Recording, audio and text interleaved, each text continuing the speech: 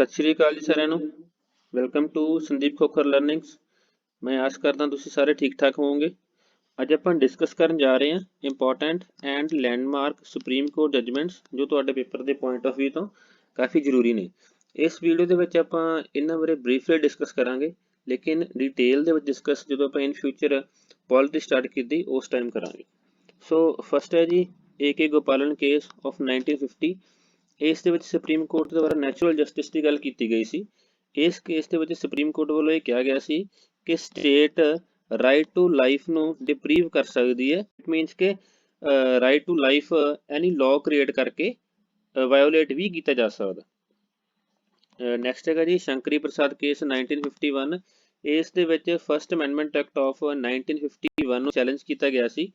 ਇਸ ਦੇ ਵਿੱਚ ਸੁਪਰੀਮ ਕੋਰਟ ਦੁਆਰਾ ਇਹ ਵਰਡਿਕਟ ਦਿੱਤਾ ਗਿਆ ਸੀ ਕਿ parliament any of fundamental rights ਨੂੰ ਆਪਣੇ ਹੱਥਾਂ ਦੇ ਵਿੱਚ ਲੈ ਸਕਦੀ ਹੈ ਔਰ ਆਪਾਂ ਇਹ ਕਹੀਏ ਉਹਨਾਂ ਨੂੰ ਵਾਇਓਲੇਟ ਵੀ ਕਰ ਸਕਦੀ ਹੈ, ਕਿਸੇ ਫੰਡਾਮੈਂਟਲ ਰਾਈਟ ਨੂੰ ਸਟ੍ਰਾਈਕ ਡਾਊਨ ਵੀ ਕਰ ਸਕਦੀ ਹੈ। ਨੈਕਸਟ ਹੈ ਜੀ ਚੰਪਾਕਮ ਦੁਰਾਈ ਰਾਜਨ ਕੇਸ ਆਫ 1951।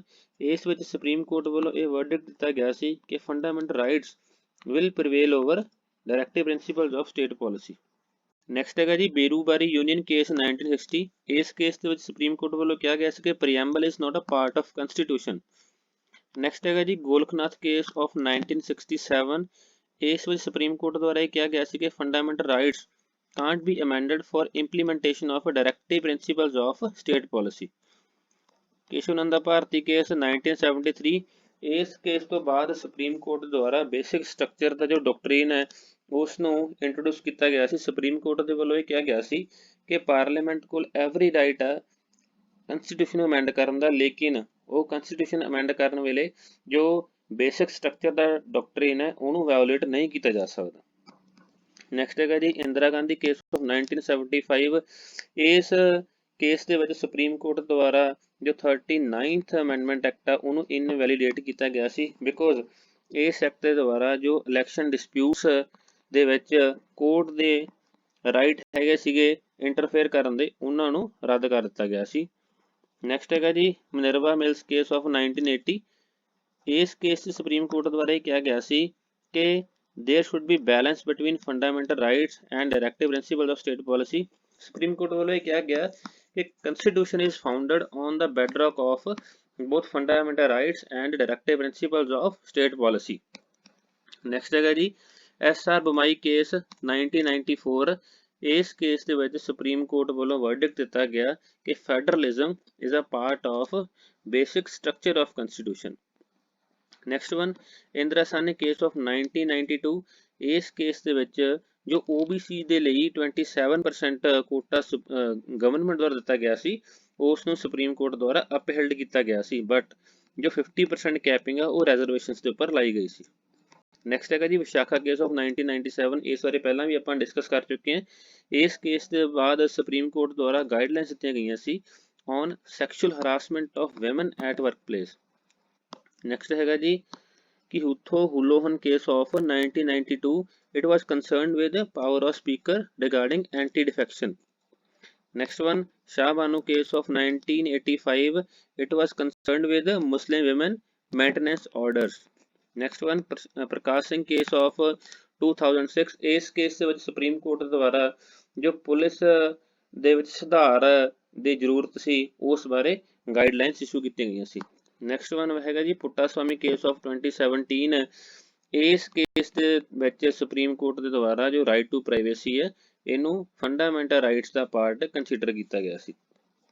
ਨੈਕਸਟ ਵਨ ਹੈ ਜੀ Nagaraj case of 2006। It was concerned with reservation policy।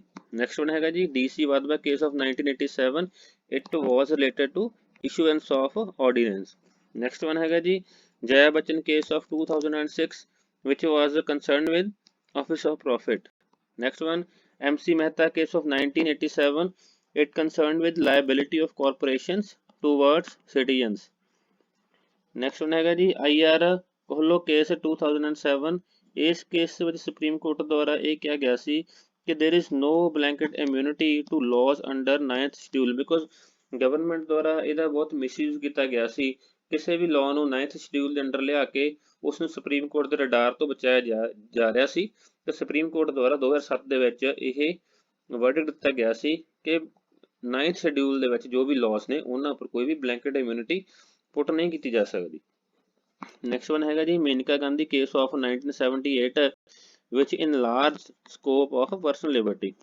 next one ਹੈਗਾ ਜੀ Lily Thomas case of 2013 which was concerned with criminalization of politics। next one ਹੈਗਾ ਜੀ People's Union of Civil Liberties case of 2013। ਇਸ case ਤੋਂ ਬਾਅਦ supreme court ਦੁਆਰਾ ਜੋ ਨੋਟਾਂ ਨੂੰ ਇੰਡੀਅਨ ਇਲੈਕਸ਼ਨਸ ਦੇ ਵਿੱਚ ਇੰਟਰੋਡਿਊਸ ਕੀਤਾ ਗਿਆ ਸੀ। ਨੈਕਸਟ ਹੈਗਾ ਜੀ ਨਿਰਭਇਆ ਕੇਸ ਆਫ 2013। ਇਸ ਕੇਸ ਤੋਂ ਬਾਅਦ ਸੁਪਰੀਮ ਕੋਰਟ ਦੁਆਰਾ ਵਿਮਨ ਦੀ ਸੇਫਟੀ ਦੇ ਲਈ ਕਾਫੀ ਡਾਇਰੈਕਸ਼ਨਸ ਇਸ਼ੂ ਕੀਤੀਆਂ ਗਈਆਂ ਸੀ। ਨੈਕਸਟ ਵਨ ਹੈਗਾ ਜੀ ਨਾਲਸਾ case of 2014 which was concerned with the rights of transgender persons।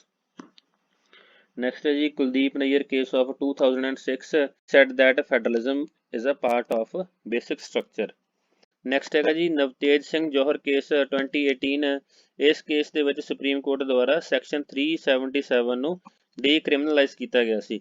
Next one ਹੈਗਾ ਜੀ Shayara Bano case 2017 which was related to triple ਤਲਾਕ।